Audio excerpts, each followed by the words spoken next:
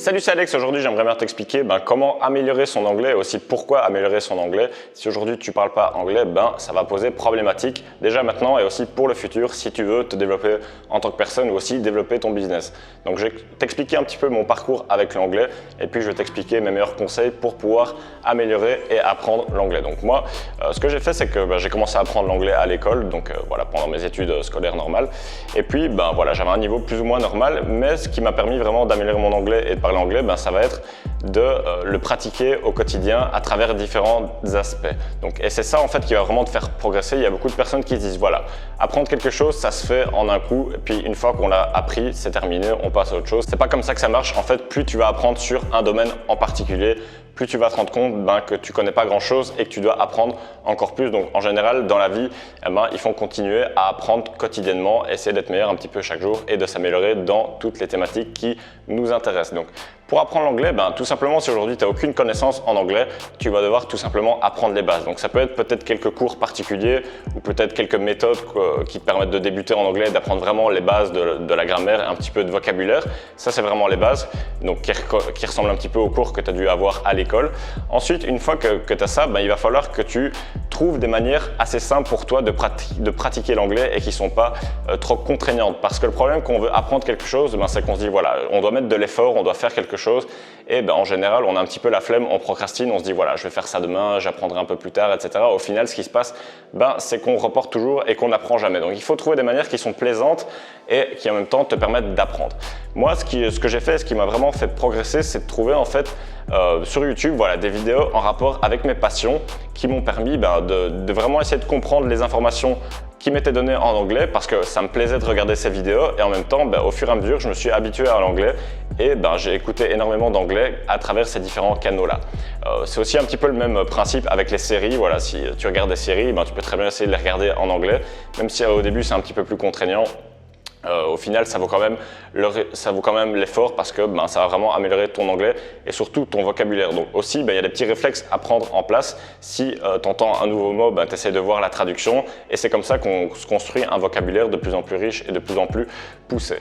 Donc voilà, moi ce que je faisais, quand je me suis intéressé pas mal au business, j'ai commencé à regarder des vidéos de business en anglais des Américains, etc.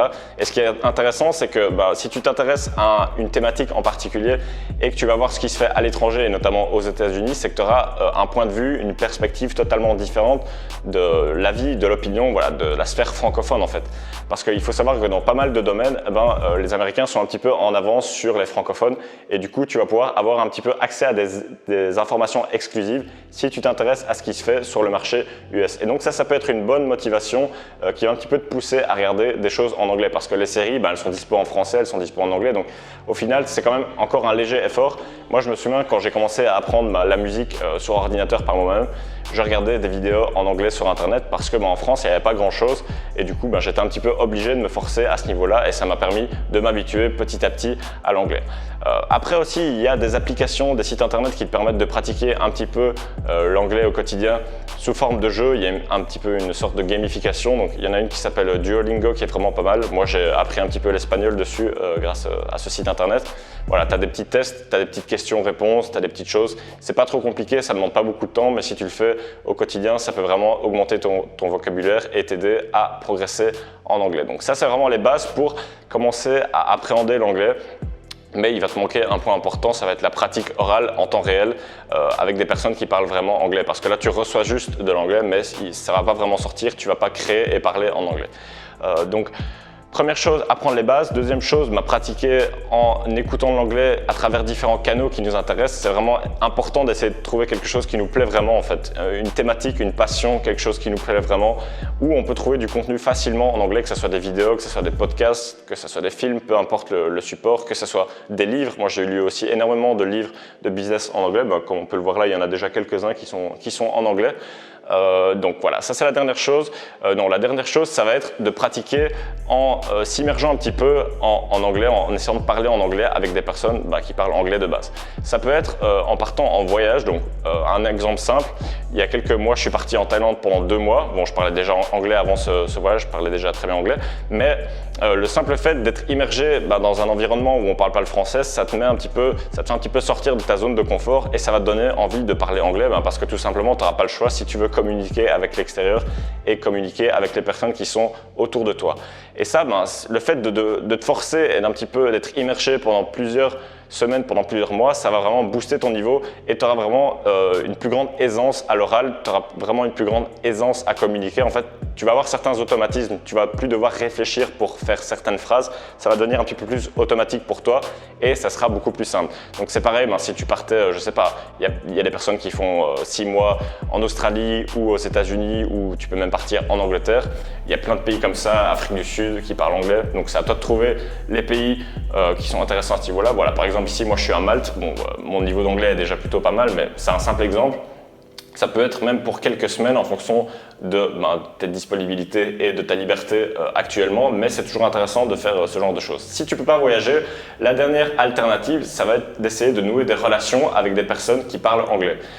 Donc voilà, comme je te disais, moi je suis producteur de musique, et je me souviens au début et encore maintenant, je suis rentré en contact avec une communauté de producteurs américains et du coup ce que je faisais c'est qu'on communiquait ensemble, que ce soit par mail ou sur des groupes Facebook, et du coup tu te forces un petit peu à parler en anglais et ça te fait pratiquer et ça te fait t'améliorer tout simplement, et c'est un petit peu l'équivalent de partir en voyage, sauf que si tu n'as pas l'occasion, c'est une bonne alternative. Donc en fonction de ta thématique, essaye de trouver des personnes qui sont un petit peu dans le même délire que toi, dans la même optique, et essaye d'entrer en contact avec elles tout simplement pour parler, pour échanger, et ça va te permettre d'améliorer petit à petit en observant ce que font les autres et en pratiquant toi-même, en testant des choses, en faisant des erreurs. C'est normal qu'on fasse des erreurs. Ça va te permettre de t'améliorer et de faire progresser ton niveau d'anglais. Parce que si aujourd'hui tu parles pas l'anglais, tu as vraiment un gros désavantage parce que tu vas pas pouvoir t'inspirer des personnes qui ont le niveau le plus avancé dans certains domaines, parce que tout simplement c'est un petit peu la langue mondiale pour l'instant.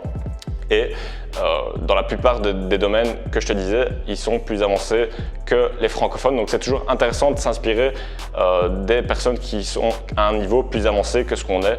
Donc c'est pour ça, par exemple, les livres de business, il y a beaucoup plus de livres sur l'entrepreneuriat et le business et le marketing qui sont en anglais qu'en français. Tout simplement déjà parce que c'est une plus grande communauté et puis parce qu'ils sont meilleurs dans ce domaine-là que les francophones. Donc voilà, apprendre les bases, ensuite pratiquer avec des choses qui nous font plaisir, parce que si tu as un effort à faire, tu vas procrastiner ou ça va un petit peu t'embêter. Donc trouver des vidéos ou des sujets, des passions, des films, des séries. Et troisième chose, pratiquer en s'immergeant, peut-être partir un petit peu à l'étranger en voyage ou essayer d'entrer en contact avec des personnes qui parlent anglais pour vraiment essayer de pratiquer un maximum et améliorer ton niveau d'anglais. Et surtout, très important, dès que tu entends un nouveau mot, tu le notes ou alors tu le traduis directement pour voir ce qu'il veut dire, et c'est comme ça qu'on établit un vocabulaire de plus en plus riche et qui va te permettre de te faire comprendre en anglais et de comprendre un maximum de choses que tu vas pouvoir lire ou entendre en anglais. Donc voilà, si aujourd'hui tu veux développer ton business et aller plus loin avec l'anglais, donc je vais pas t'apprendre l'anglais, mais je me suis inspiré pas mal d'entrepreneurs qui sont américains ou anglophones. Je t'ai préparé une formation d'1 heure que je t'offre. Tu peux retrouver le lien juste en dessous de la vidéo. Tu vas avoir accès à cette formation. Je t'expliquerai comment je suis passé d'étudiant à entrepreneur sur le web qui vit totalement de ses business. Et aussi, tu peux me rejoindre sur Snapchat pour avoir plus d'astuces en temps réel, donc Alex B Genius. Donc voilà, ça sera tout pour cette vidéo. Je te dis à très bientôt pour la prochaine. Ciao.